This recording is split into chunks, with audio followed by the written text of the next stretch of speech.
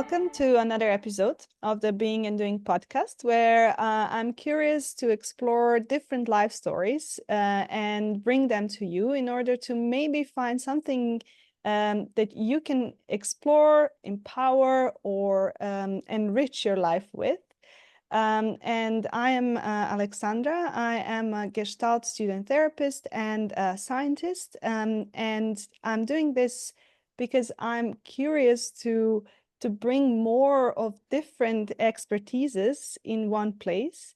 And this morning, I don't know why it's tonight in my head. This morning, I'm joined by Elena Hoffer. And the reason she's with me is because we are both PhDs in life sciences. And Elena has done an incredible thing, which is to transition after her PhD in doing something of her own that doesn't involve life sciences and is still equally happy and satisfied and there to create something of really, really big value. So thank you for accepting my invitation, and I'm really curious for this conversation. Thank you so much, Aleksandra, for a nice intro. It's a pleasure to be here, and it's so nice to finally meet you in person. Yeah, in person, exactly. So it's nice, actually.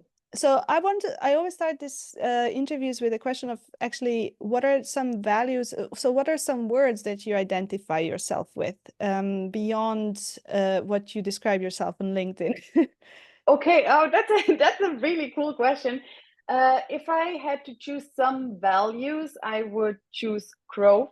So I have a growth-oriented mindset. So this is how I try to approach the world. This is how I approached my PhD. This is how I approached, this is how I approached my business building. I think another one could be transparency and honesty. It's just something I like. It's one of my values, and it has never changed over the course of life, because some values do change, right, depending on in which life phase you are. But I think honesty is a thing that I value. And what else could I mention now in terms of, I mean, I love to be challenged, but I guess that's, goes maybe with the growth mindset. But I if you tell me I can't, I will show you I can. So I think that's also something which also helps me a lot building this business, because you just see nothing is really a challenge. You just turn it into an opportunity. So I think these would be like three things. And I'm wondering now, since our topic is PhD and beyond PhD, I'm wondering, was that skill something that you acquired during your training, or is that something that was deeply seated in you even before you entered your training? I think I've always had a growth mindset, not always, but before I started my PhD, because, one of the reasons, and it's maybe not a very popular reason to start a PhD, or not a reason for most of the people to start a PhD, but when I thought about whether I should do a PhD or not, for me, it was like, I love the idea of doing a PhD because I thought it gives me a lot of opportunity to grow. Coming back to the growth, because I've worked in a lab, or I've worked in that lab where I was offered a PhD position, and I knew I could develop professionally, but also personally. I would get a lot of freedom, so I could actually plan my own experiments, and I could come up with all these creative ideas and solutions. And it was just an incredible opportunity for growth for me. So that's actually why I did a PhD, because I thought it will help me to develop as a person. And obviously professionally. And maybe now at this stage we can just describe what you do, so for people who are hearing you for the first time, so that then we can develop more and dive into what you are bringing. Sure. So currently I'm the co-founder and CEO of a company called Alma-Me. And the company, if I had to describe it, if you think about academia and industry, I see us in the middle. So we're kind of like a hub or a bridge between academia and industry. So we really want to connect these two units. And we do it through various ways. So on the academic side, we really try to empower PhDs, or maybe I should say early career researchers, so also postdocs, and equip them with tools and knowledge they need in order to make the transition into industry. And it can be like, things like, how do you write a non-academic resume? How do you prepare for an interview? But also, how do your skills and interests align with different positions in industry? So this is basically what Alma-Me does. And then in the next step, and this is on the roadmap, is really that we want to take the PhDs and connect them directly with open positions that match their skill sets in industry. So that's basically what I'm doing today. And before we dissect that, I wanna just step back for 1 second and ask you, what are your hobbies? What makes you tick outside of your work? And just to give a flavor of the person. Yeah, sure. So what I really love is swimming. I swim 2 to 3 times a week. It's like, I love water. I'm a water person. So swimming is something I do love. I love to do Bikram yoga, 42 degrees, always the same postures. Why I mention it is, so for me, the flowy yoga doesn't work. So what I love about Bikram, it's always 26 same postures. The only thing you do, you optimize and you get better. It's like, for me, it's like meditation with open eyes, right? Because you can be so focused on yourself and on your body. And other than that, I think I'm a quite creative person. I like to, when I have time, I like to paint sometimes, or I do this, painting by numbers, a bit ridiculous, but I sit down and I listen to a podcast. I love listening. I'm very audible too. I love listening to podcasts. One of my favorite podcasts is a Huberman Lab. So you know it too. So, I sometimes just sit and draw or like paint, and I listen to a podcast.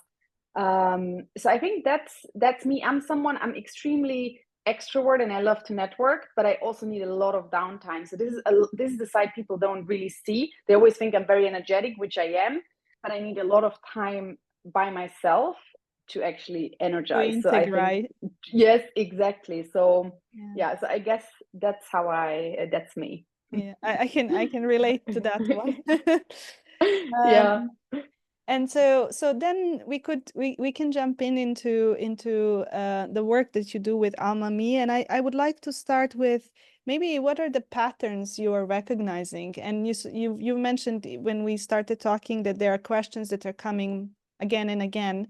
So what is it that you see as challenges that people are facing in doing these transitions? So I think there are different challenges at different levels. I think when it comes to how people feel, I think they often feel they have a very low level of confidence. Sometimes they feel guilty. Sometimes they feel shame around leaving academia. So this is one thing. So that's why we really want to empower them and kind of bring them back.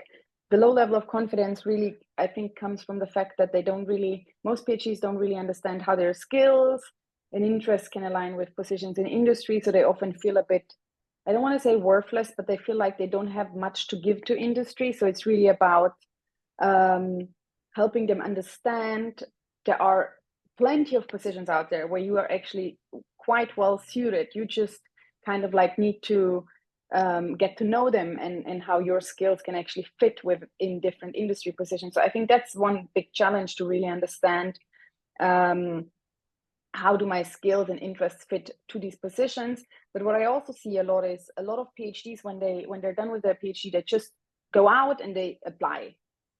And this is something I try to communicate. It would be good to sit down and understand first, who are you? What do you really want in life? What are my interests? And not solely focus on, these skills that you acquired, because what a lot of PhDs would do, they would sit and think. So in my case, for example, I did a lot of single cell sequencing. So if I never thought what I actually want, I would probably go, oh, I'm very good at single cell sequencing. This is what I have done all my PhD. I'm probably, an expert. I will find a job easily within the field of single cell sequencing. I probably would do single cell sequencing right now instead of sitting here with you. But so this is really what I encourage PhDs to think, not only go with, okay, these are the skills and the technical skills I have acquired, but actually understand, what do you like? So for me, it was always like, I love to present, I love to connect with other human beings, I love to connect people with each other. Mm-hmm. Exactly. So I think that's a challenge, because most PhDs just jump right over. They write a CV, and then the CV is often very unfocused because they have no clarity of what they actually want. And when you have a very unfocused CV, you obviously have a different challenge, because when people in industry read it, it comes across that it's very unfocused, that it's not really clear, there is no red thread, there is no story within the CV why you would fit a certain position. So that's why I think the reflection is really important. But then most PhDs struggle creating a non-academic resume or CV. So they're very used to the academic CV. There's often a lack of awareness that it's different. So they try to apply, and sometimes, they apply for months and they realize it's not working. I don't get any interviews. And this is really like the time that we could just skip over if they knew, look, this is how a non-academic CV looks like. And here you have a template, and this is how you should structure it. So this is something we do too.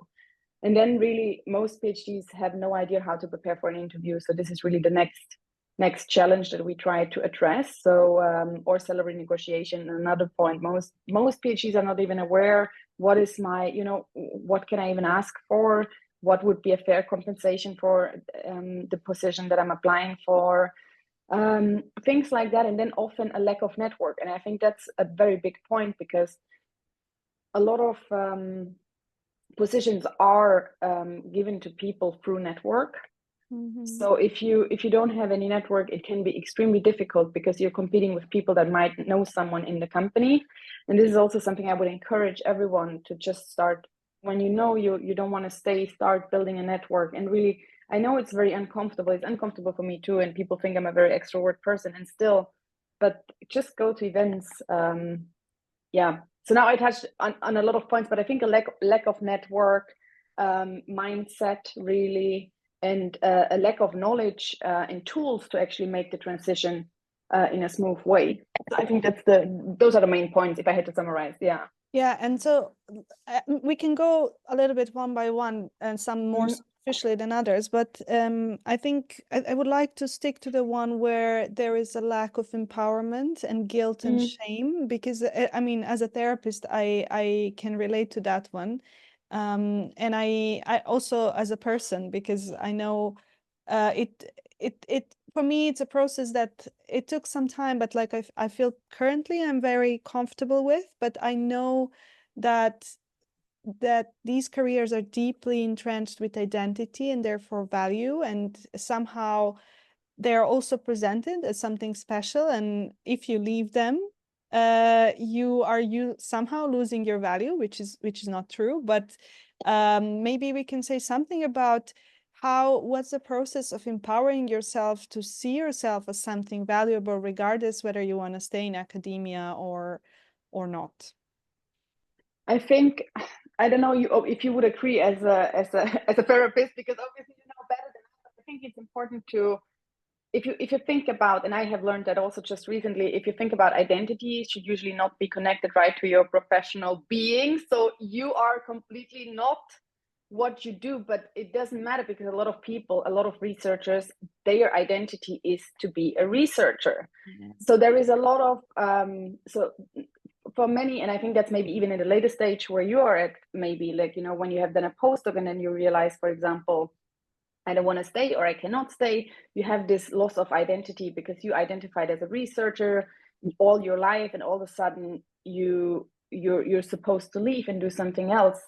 And I think a good approach is to understand, first of all, you're not what you do, like on that level, but then also to see what are the skills that I actually acquired, and how can they be put in different contexts, to understand I'm not losing any value just because I'm getting out of this environment, right? You're just changing the environment, but you as a person, everything you have learned, everything you have gained during that time, it's not going to be lost. But yeah, I don't know. I don't have the perfect answer to this question, but I think you might have maybe a better approach, or like maybe you have some thoughts on it. I want to mention something that you said actually, but because I remember as we were talking before starting, you've said something important, is how we take for granted skills that we learned just because everyone around us do them. And I think that's one big thing to differentiate, to really put names on what a scientist does or is.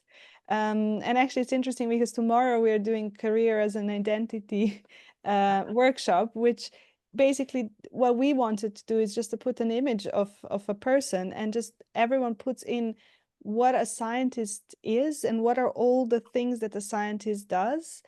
And I think if someone just takes that and looks at that snapshot, it just gives them a clearer image of like, oh, look, there are so many facets to this job that that are, you can call them transferable skills, but actually it's not only about them being transferable skills, but them being very differentiated skills that not many people have.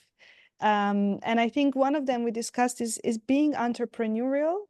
And I think that's very underestimated and not really mentioned. So maybe you want to say more because you've said it really nicely when we spoke about it, and then I can add afterwards.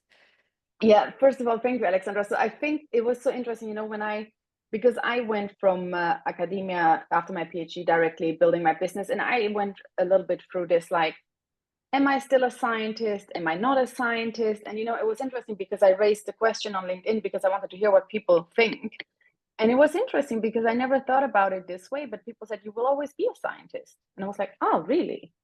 And then, yeah, because it's the way you think, it's the way you approach problems. This is, you know, just because you leave the environment, you're still a scientist. And you might not necessarily do research and, you know, experiments and write things up, but the way you approach the world, you do it through a scientific lens. And I was like, that's actually so true. And that comes back to, you know, as we spoke earlier, like doing a PhD is like running a small business, because you do all these different things. If you think about it, like right now, I started my business and, you know, I'm responsible for everything from, you know, building the product to really market it, like doing social content, doing all of these things. And it's very similar in a PhD. I mean, you do administrative tasks, you do plan experiment, you execute experiments, you analyze experiments, you present experiments. So you do a range of things, and it's you're the driver of your project. And I think it's very similar in business too. So we have a lot of traits that you need when you start a business. For example, a high tolerance for failure. It's something you acquire in your PhD, right? Because you know most experiments will fail, but you keep trying and you keep going. And this is something you need in business too. You need to just, because all we do is we set up small experiments all the time and we test it, and then we see, you know, and most of the time you fail, but you know it's part of the process, and you know it's important to get where you want to go. The critical thinking, you know, we learn how to evaluate ideas critically and maybe to ask good questions, which I realize is also good for me sometimes when we think about business ideas and, you know, maybe should we do this right now or should we do this right now? And it helps me sometimes to just go back and, you know, ask the right questions. And of course, one of my favorites is the resourceful and creative problem solving that we bring to the table, because it's something that is so needed in when you start a business. You need to think, you know, you have very little time, very little money, like everything we do have in a PhD technically too, and you still need to, you know, you need to make things work. And it's just a way of thinking. And I realize you do acquire these abilities in your PhD. I mean, I did for sure. I mean, or foster them, maybe. Yeah. That's maybe a better word to use. So yeah, I don't know if I answered your question. yes, you did. No, you did. And I think that parallel with you being I really like that parallel with being a small business, because that is, I mean, well, I had 2 fellowships, and you know, it's the same. You need to understand what's your unique place, why you should be funded, and know that this fellowships lasts for this long, and know what is doable in a short amount of time. So it really replicates all the things. So now when I sit in this place, I often think, oh, well, who are the people I can ask fellowships from if I want to start a business, or if I. So it becomes exactly the same thing once you get out of that almost like prison or prison of your own mind. Because that's often what's stopping us from seeing that that it's just it's a mindset that you just applied to a different problem, but it's like that never, the problems change, but the way you approach them doesn't really, because that's what the training is for. So yeah, thank you. I think you do a wonderful job of empowering people to remember that. Oh, thank you. But it's really like, because I think many, it's a very underrepresented career path after PhD. So few people think about becoming an entrepreneur, but you have a lot of the essentials or fundamentals to succeed. So that's why I think, and then on the other hand, you're also at the forefront of knowledge. So, you're really at the stage, and like there's so much innovation coming out of academia. So you could just go and build a business. So, but you need to be the type for wanting to do that too, because sometimes people want to leave and say, okay, I actually don't want the stressful part anymore of having to look for funding. And so it's a bit like, who you are, but I think it's a super viable option. And I hope many, many more PhDs will get inspired that this is actually something they can pursue. Yeah, I was sitting with a question now it eluded me, but I will come back probably to it. But another thing that you mentioned and I want to touch on is the difference between academic and industry CVs. And maybe for people who are listening, we can give a short flavor of what is it that they might be failing at if they are not getting invitations over and over again. Okay, cool. So I think what we see very common, so I think it's first important to kind of understand the different objectives, right? From academic CV versus industry resume. So in academia, it's all about your academic achievements, right? So you really want to show this is what I did, and you want to show you have done a lot of things, and it's super important to show all of your papers, and I have published in high impact. When you move into industry, like your actual academic achievements become a little bit less important. What is more the focus in this sort of resume is how can you actually get the job done? So tell me what's the impact of your work and how is it directly applicable to the position you're applying to? So I think that's a general difference. So means for most of the positions, unless it's maybe a scientist position, skip the publications, skip the conferences, and be focused. Because when you write a academic CV, we write in everything. I have done so much, and like the more pages the better, kind of. In industry, focus on relevant skills and relevant achievements or relevant impact that actually is relevant to the position. Mm-hmm. So if it's not relevant to the position, it's great, you have done all of these things, but no one cares, right? How can you do the job? This is the question, someone needs to understand when they read your resume. Mm-hmm. And I think in terms of what we see is often that the structure could be more towards an industrial resume, which means in terms of length, which is mostly 1 to 2 pages. But also, get rid, as I said before, publications, conferences, be very concise. Start with the professional experience, for example, put the education down on the bottom. We take education very, very important. I come from a big institute. It is important, put it in, but it's not the main fact for industry to hire you. They want to understand Elena did X, Y, Z, and this is how she can apply it in this position. That's why she will, be an asset to the company. Mm-hmm.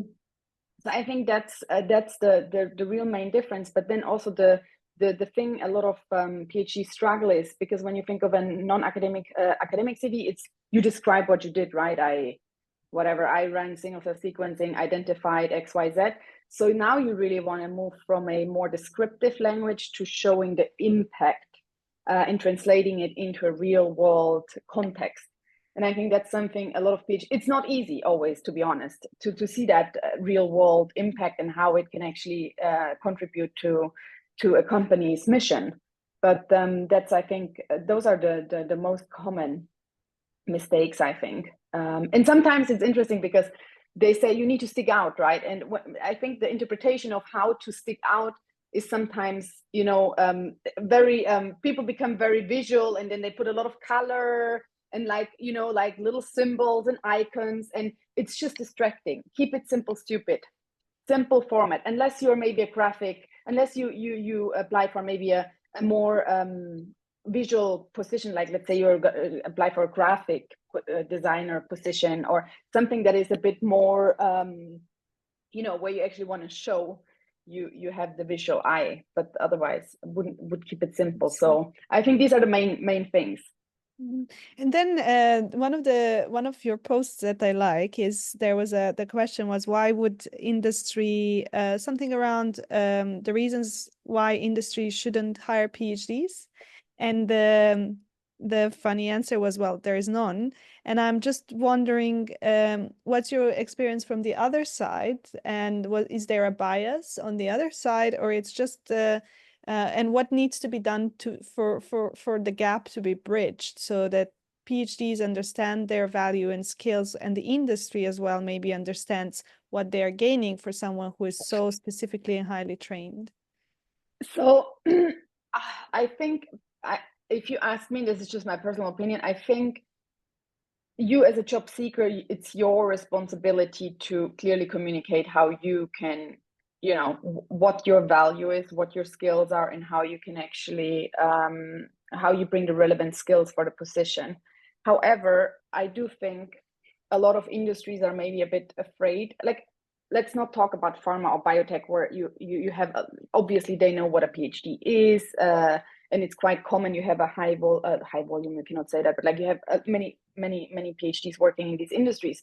But if you think about other industry where it's maybe not so common to have a PhD, I think they might actually not really understand what a PhD means. They might think it's just a, you know, an academic position. How can you actually contribute to industry? So I think there is one could do a lot of work just to, and this is something I really try to also do on LinkedIn a little bit, to just say, hey, we have all these different skill sets. We're not, of course, we are in a way maybe academic, and we lack the business background and the business understanding, but this is something you can learn, right? So first, I think the easier fix at this point is to really get the PhDs, make them aware that they need to be the ones really communicating their value. You know, I will never forget, I had someone reaching out to me. He did a PhD in physics, applied for, I think, half a year. And he said, I'm not getting a single interview. And I was like, okay, can you send me your resume? And then I saw he applied for at a financial firm as a financial modeler. Modeler, is that a word? You know what I mean? Yeah. And I opened his resume, and I'm like, I have no idea what you have been doing. It was so highly technical, and it was completely not understandable to me as a scientist how the skills he got, or like whatever he did in his PhD, could actually be relevant to the position and how he can do the job. So it was completely, you know, so I think this is like where the PhD needs to make the translation for the industry and say, this is what I did, and this is how I can solve this problem that you're trying to solve with the skills I got. So I think that's the easiest fix. But then on the other hand, of course, helping industries to understand what a PhD is, and this is something I would also love to do, and I hope, I'm succeeding hopefully a little bit with my posts to make other industries aware. Look, we have a lot to offer. I mean, so that is one place where I feel like immense sadness, because I see a lot of incredible people with really high integrity and work ethic and knowledge, although it can be specific but also quite transferable, that really get stunned because of that idea that it's not enough. And also there is something about academia that you do feel you're not enough, and there is constant need to prove yourself. And I think that there might be that part is really owning your enoughness and owning that you don't really need to go to the next post where you need to prove yourself so much, where you can really just own the fact that you already have enough things to work with. And I don't know if there is something that you observe from this, but I think that's, it's such an interesting point that we never feel enough in academia. But, I reflected on this and I thought about it. Why is that the case? But then I realized because maybe it's, because in academia, we're still kind of like the lowest level, right? You're a PhD student, and then you have postdocs, and you have maybe, like assistant, associate. And so you're the lowest level. But once you leave academia, you're actually quite highly educated. And I think this is something, there is a lot of awareness missing, that, because you feel like not enough because you constantly compare yourself with someone who's like the top of the top. I mean, we're talking sometimes, professors that are like some really known experts in the field. So of course, I mean, and they have worked in this for like 30 years, and then you come in as a PhD student and you feel like I'm not enough, and you just compare yourself with people most of the time that have so much more knowledge, and you feel like you need to learn more, you need to know more. But I think once you get out of this environment and you go into a different environment, and if you got to understand, you actually have so many skills that are valuable in a different environment, and they're like so not only enough, but actually quite highly developed, so. And it's something, it's hard to see while you're still in it, right? To really understand what can I bring, because on your own level, every PhD student is quite similar-ish. So everyone goes and presents in lab meetings, everyone goes and presents at conferences, everyone analyzes data all day, every day. So you think this is what you kind of take it as common knowledge at some point, which it is not at all. And this is just, there's a saying that the fish gets to know the water the last. Because you are just constantly immersed in it, so you don't really think about the water. No, exactly. It's just you take it for granted. It's like so And one thing that I really admire about you is your passion to do this, and I'm just curious where it comes from. What is it that drives you to do this? So it all started back. It was so when I did my PhD, I joined different organizations. I was at a part of an organization called Women in Science, and I was part of an organization called KICS, where I did some social events. Didn't like it that much. Also, it was during Corona, so that didn't help. And then I somehow got an opportunity to join this this organization called PhD Careers Beyond Academia, and careers somehow were appealing to me. I thought this could be really fun. So I worked in this organization, and we invited PhDs that have made the transition into industry, and we highlighted like more uncommon paths maybe that you would think of, like a marketing manager. I think few people think of, oh, I could actually work in marketing, but because you have the life science background, because you know the target audience, you can do all of these things, and you actually need to understand the product too, right, in order to be able to do the job. So I did it when I worked with PhD Careers Beyond Academia. When we did these events, I was always very fulfilled. It was just, for me, I felt so energized after. And I was like, okay, like helping others kind of finding their purpose, or, kind of getting clarity of where they want to go, or empower them. It's something I want to do. So I always loved helping people. I always loved connecting people. So what drives me is really, I think I'm a very impact-driven person, and I want to make an impact in the world. I could have made a lot of impact with science probably, but what I see now is that I make on a daily basis, I make such a huge impact on so many different people's lives, and that's really what drives me, to see that the work I do actually, helps PhDs understand their value, empowers them, and that's what, when I get a nice message and someone says it's, I don't know, you're inspiring, or this is just, it makes my day, and this is why I do it, because I love to. I've seen so many highly qualified, talented people thinking they have nothing to give to the world. And that's so sad. And helping them, turning this around and go out and feel empowered and be like, the world is my oyster, I have a lot to offer. This is just something, it's deeply fulfilling to me. And that's why I do what I do. And I really can relate to that. In the reason I retrained as a therapist is actually exactly because of that. I'm in science since I was 14.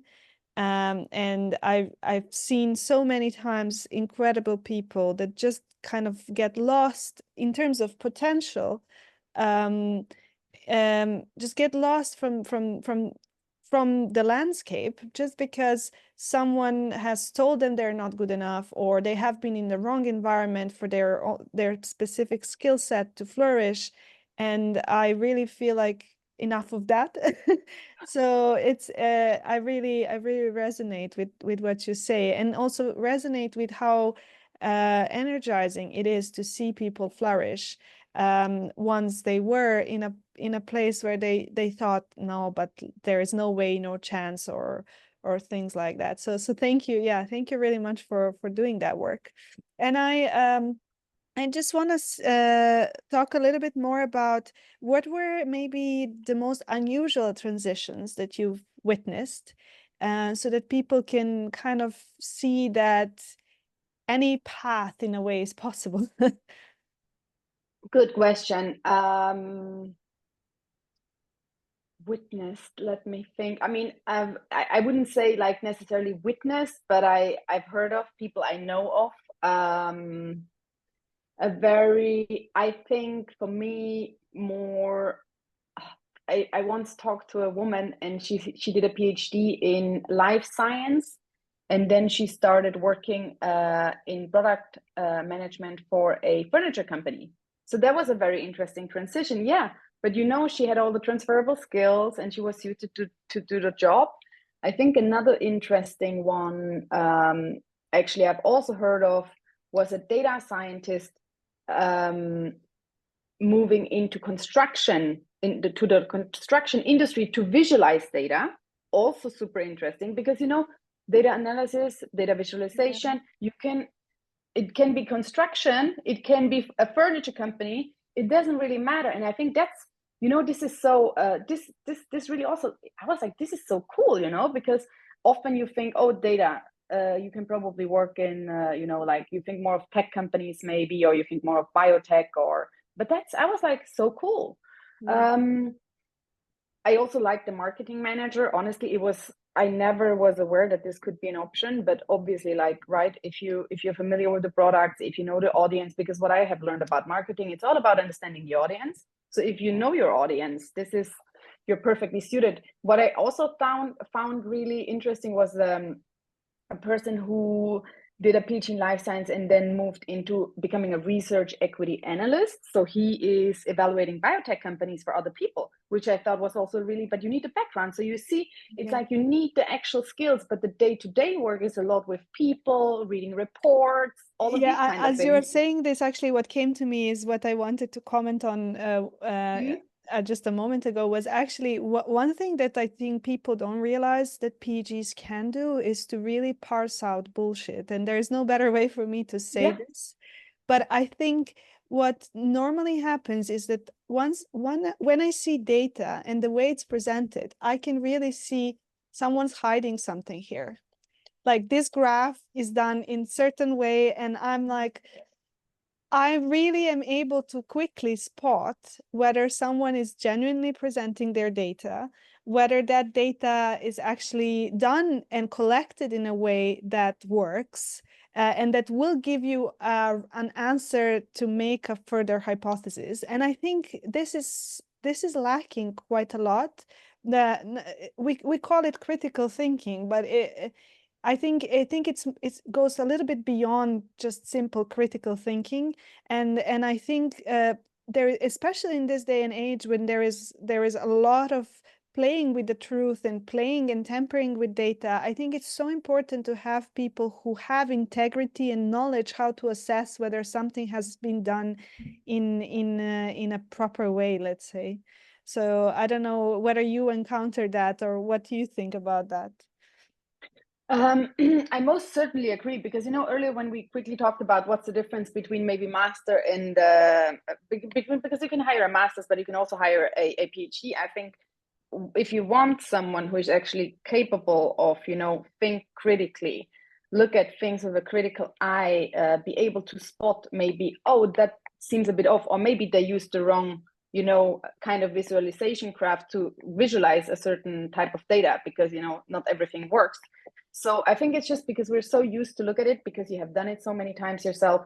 And I think what is really important when you want to critically evaluate is that you have done it yourself. So you get to understand what you can actually evaluate. It's like when I read papers, for me, it was always important to understand what did they do in the methodology to really be able to assess, do they actually answer the question? Does this method actually answer the question?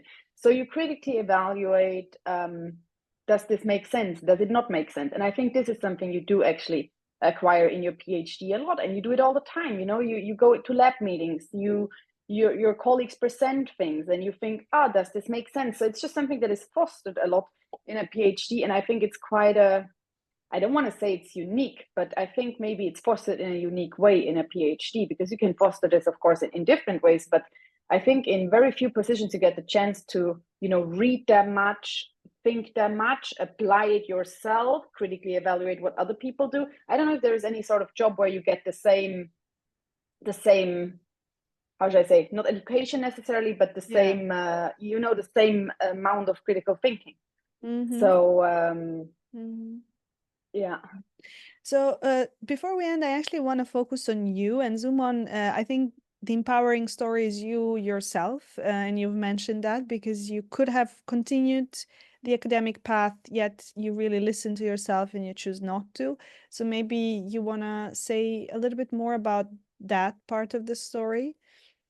Yeah, it's actually so funny because, you know, I never thought about this part of my story as empowering, but I realized it's actually quite empowering because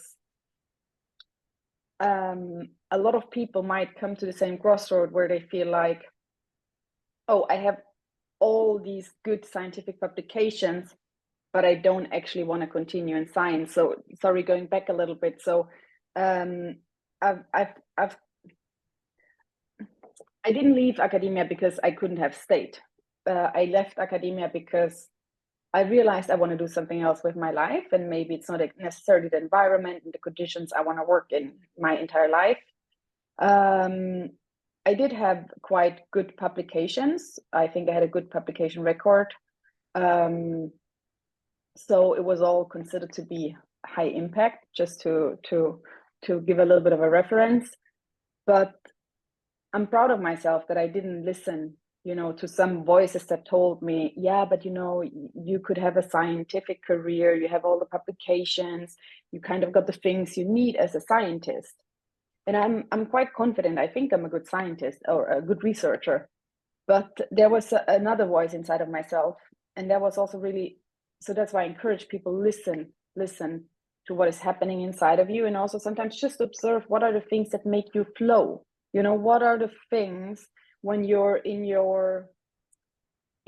a flow, really, because I think this gives you so, and what energizes you, which tasks give you energy and which tasks drain your energy, and like, what are your strengths, what do you naturally excel at, right? If you kind of understand these things, then it's just at the end of the PhD to build or find a career path that can actually give you most of these things.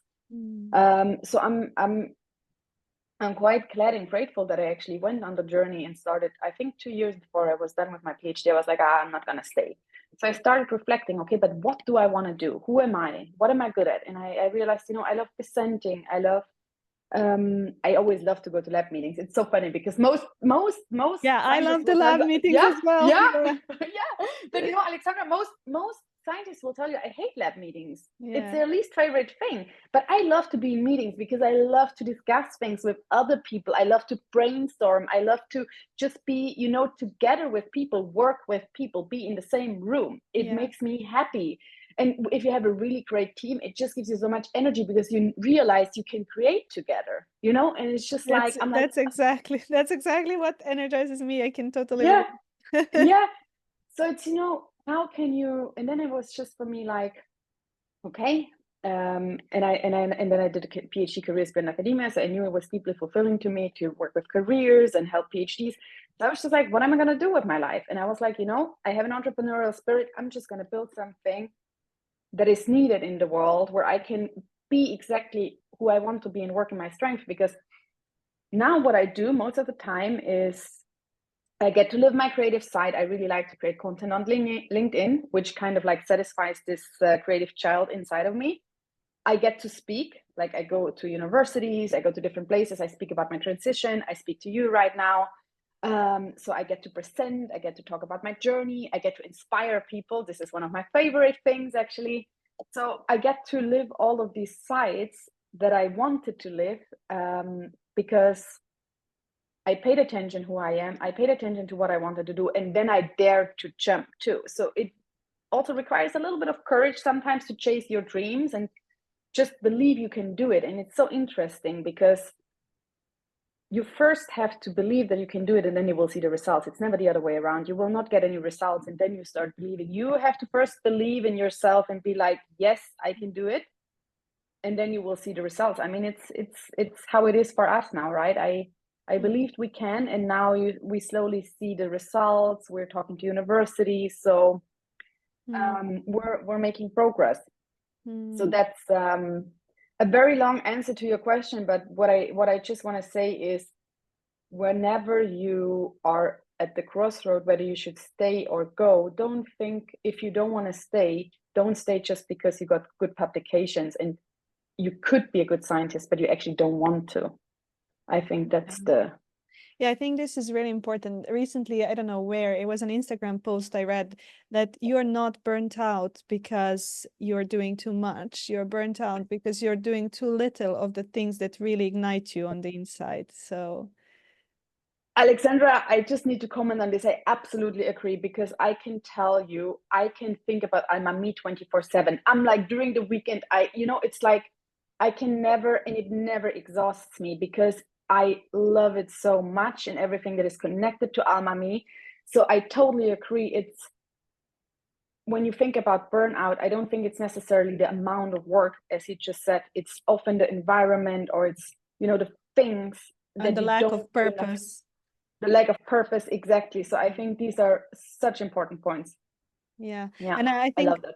I think we again come back to really knowing your personhood, and that really comes at the bottom of every further decision you make. You can't skip that part. But most people do, Aleksandra, and this is Okay. when I see PhDs, I really try to please do the work before, but I don't think it's not always understandable how critical it is, really. So they just want to go out and apply, but this is so important. Get clarity of where you want to go, because also you spend so much time at work. Do something that gives you meaning, do something that fulfills you. And of course, there will always be tasks you don't enjoy. I do them too, but that's part of the game, right? But it's about finding a balance where you most of the time get to do things that you like and enjoy, and maybe you're actually good at. So I always say, build on your strengths instead of your weaknesses. I think but it all goes back to understand yourself. That is another thing which I think academia somehow kind of skews the lens, where it kind of amplifies your weaknesses, but really kind of dampens the strengths, because there is that thing of like, if you are let's say a person who really likes to work with people, suddenly there is this thing about you're not focused enough, or there is always a spin where you start to hear that the most beautiful thing about you becomes your biggest liability. And I think it's really important to remember, that's part of my therapy training, which I love, where we talk about polarities, and nothing is inherently good or bad in itself. It just depends the context in which it's put to work. So I think it's so important to nurture. I mean, I always think of people as like, as you're nurturing your plants, and if you don't really give them the right environment, they will not thrive. And so I think it's so important to see yourself as just, yeah, this being that needs nurture and the right environment. And Aleksandra, I love that you said nurture, because I just want to, do you know Alma Me, where it originates from? Alma is in Latin nurture. So it's Nurture Me. This is our company's name. Just throwing it in because you just perfectly described it. Yes, it's so important. And that's also why we chose the name. So I love it. That's yeah. So taking into account time, I just want to check, is there anything that I haven't asked you, or you want to ask me, that we can kind of wrap the conversation up? I think the last thing I would just like to get out is be proactive, honestly. Don't wait, be in the driver's seat of your career, Of and your don't sit life. in the Yeah. of your life, exactly, of your life. Don't sit in the passenger seat and wait for things to happen to you. Really, do the work, because it will pay off forever. You will be working, living, as you said. I mean, it's not only career, but it's life. But it's really, I think if you do the fundamental work, you will feel more purpose, meaning in what you do, because you actually understand what you want to do to feel that way. I think that's really, I think the only thing I would like to add, because a lot of PhDs, or maybe a lot of people in general, they wait for things to happen to them. Yeah. And I don't think it's the necessarily right approach, because I think it's a recipe for maybe not necessarily finding a job that is the most fulfilling. And of course, sometimes you just have to test because you don't know, and you learn a lot from experiences where you don't know. But I think if you sit down and do the inner work, you can actually save a couple of years going through positions that you might actually absolutely hate. Also, just understanding who you are. Do you fit in a startup culture or a startup working environment where you have to, be very flexible, adaptable? Your scope is not very well defined of what you need to do. Or am I more of an enterprise person? Do I like to go to work, have like regular hours from 5 to 9, 9 to 5, and have a very defined scope? So all of these things am I very structured? Am I more of an artsy person? When you understand these things, I think you can just find a happy place in life. And maybe to add, actually, there is a model for everything. And it's just don't choose the models that clearly don't resonate with you and then think that this is how it has to be. And I think for me, this has been a biggest learning, because I always thought, well, if I need to do it this way, I'm better not doing this. But then actually you're measuring yourself against one person. And there are so many people doing things, even science, in so many different ways. And I think it's really important to kind of open the playing field inside your mind rather than and just doing that, for me, just doing these interviews really helps to see that people come to the same place with so many different routes. And I think that's something that's not seen in academia, that has this kind of very clearly set path. That yeah. And I'm always thinking, there is this idea that you can't come back to academia, but I'm always thinking, if you really know, why would you come back, and what is it that you want to research? I think there's always a chance and a way to even be like, I'm going to do another PhD on this topic because I think it's very valuable to go deeper into this, and I think it's going to deliver more value, and that can be done only in academia. So I think these are the things that is so important to open up the internal landscape. And then things come to you much more, I think. Absolutely. I totally agree. It's so important to remember there are many ways of going from A to B, or like to find there is no one defined path, and it's all about finding your own path and walking your own path. Yeah. Yeah. So there's one rapid fire question Yes. that I always ask, which is there an absurd thing about you that not many people know about? Something that, no one would connect to Elena, but, Yes, there is one thing. Everyone who knows me knows I talk a lot. Like, this is what I do. I talk a lot all day, every day. You can hear me everywhere. And I think one of the most absurd things, people cannot believe that I did it, is I went on a silent retreat for 15 days. Me too. Really? You too? Oh my God, Aleksandra, then we have to connect. Vipassana. Yes. Did you do Vipassana? Yes. yeah, oh my God, we have to connect over this. This is the best thing. Yeah. So something people like, they're like, first they're like, they don't really understand what it means, silent retreat. I think they have a different, and then I explain to them, you know, this is how it goes. And then they're shocked because first of all, they can never imagine that you can even do that in general. And then they think, I talk so much. And then people are like, I think they're a bit shocked, but also impressed. So it's one of the fun facts no one thinks I could ever do.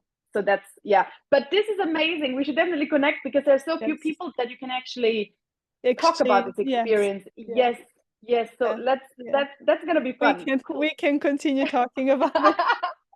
Cool. Yeah. So that's Great. the fun fact, absurd fact, whatever. Yeah. Okay, so maybe we could end on, I think the ending was amazing to talk about, just nurture yourself. Nurture yourself and give yourself what you need to grow, I think. Absolutely. And also give yourself time and space to grow and understand growth takes time, right? I need to remind myself all the time right now. When you think about, do you know how bamboo grows? It's such a beautiful, it's amazing. You plant the seeds for years, you get nothing. You have to just nurture, water. And all of a sudden, boom, you have bamboo and it grows actually quite quickly. So this is something I always go back when I think about building this business. You need a solid foundation. You need to plant many seeds and then you need to water them and nourish, and then at some point it will flourish and you can actually harvest the fruits. So yeah. Interesting. You said you like to inspire. I feel like I can go energized in my day now. So thank you for that. I love that, Aleksandra. I love that. Yeah, it's one of my favorite things. Is I love to inspire, and that's why I love to work with human beings, because I think sometimes I think it's something I'm not the worst at. Let's say. So that's why I love do it. Yeah. So okay. Cool. Thank you so much, Aleksandra. It was really, really nice. I'm also gonna go in my day very, very energized, and it was so nice to meet you. Thank you.